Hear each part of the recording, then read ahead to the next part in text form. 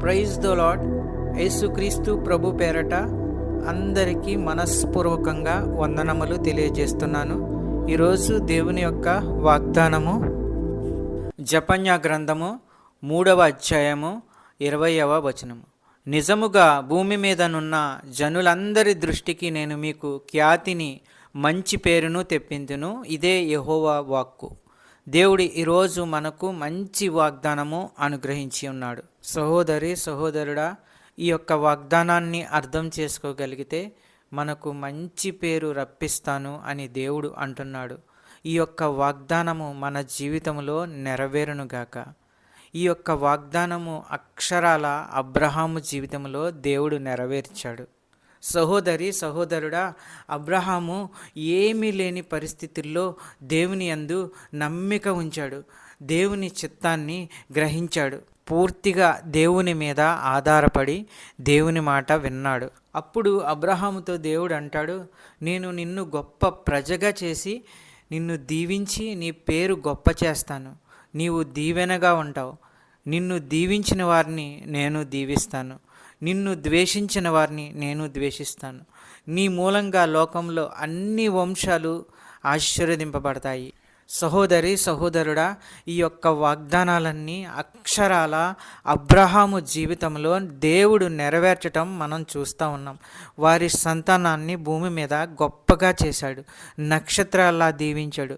సహోదరి సహోదరుడా, అబ్రహాము సంతానాన్ని భూమి మీద దేవుడు ఎంతగానో ఆశీర్వదించాడు. ఈరోజు దేవుడు తన యొక్క వాగ్దానాల ద్వారా మనందరినీ ఆశీర్వదించబోతున్నాడు.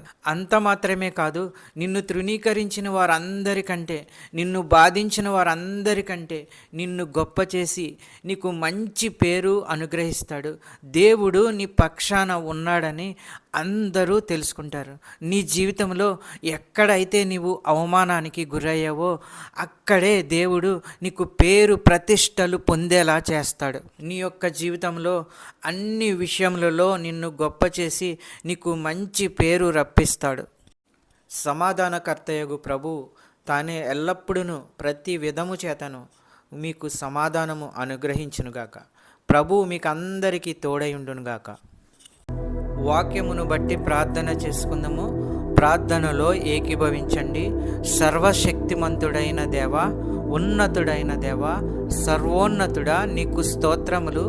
వాక్యము ద్వారా స్పష్టంగా మాతో మాట్లాడినందుకు వందనములు తెలియజేస్తున్నాం. ప్రతి ఒక్కరి జీవితంలో శాంతి, సమాధానము, నెమ్మది, సంతోషము అనుగ్రహించండి. గడిచిన కాలమంతా నీ రెక్కల చాటున భద్రపరిచి మమ్మల్ని అందరినీ కాపాడుతున్న విధానాన్ని బట్టి నీకు స్తోత్రములు, వందనములు. నీతి స్వరూపుడా, నీకే స్తోత్రాలు, వందనాలు. ప్రేమ సమాధానానికి కర్త అయిన దేవా, నీకు స్తోత్రములు. ఈ యొక్క ప్రార్థనలో ఎంతమంది అయితే ఏకీభవిస్తున్నారో, ప్రార్థన చేస్తున్నారో వారి ప్రతి ఒక్కరి ప్రార్థన వినండి. వారి యొక్క ప్రతి ఒక్క అవసరతలను తీర్చండి. నీ కృపచేత ప్రతి ఒక్కరిని ఆశీర్వదించండి. నమ్ముతుండగా, విశ్వసిస్తుండగా అద్భుత కార్యాలు వారి జీవితంలో చేయండి. ఆర్థిక సమస్యల నుంచి విడుదల దయచేయండి. చిన్న బిడ్డల కొరకు ప్రార్థించుచున్నాము తండ్రి. మీరే వారిని కాచి కాపాడండి. రాకపోకల యందు వారికి తోడై ఉండి కాపాడండి. మంచి చదువు, క్రమశిక్షణ వారికి దయచేయండి. కాలేజీకి వెళ్ళే స్టూడెంట్స్ గురించి ప్రార్థించుచున్నాము. మంచి క్రమశిక్షణ వారికి అనుగ్రహించండి. చదువులో దీవించండి. జాబు ప్రయత్నంలో ఉన్న వారి గురించి ప్రార్థించుచున్నాము. మంచి జాబు, మంచి ఉద్యోగము వారికి అనుగ్రహించండి. సంతానము లేని వారి గురించి ప్రార్థించుచున్నాము. ఆ కుటుంబంలో సంతానము అనుగ్రహించండి.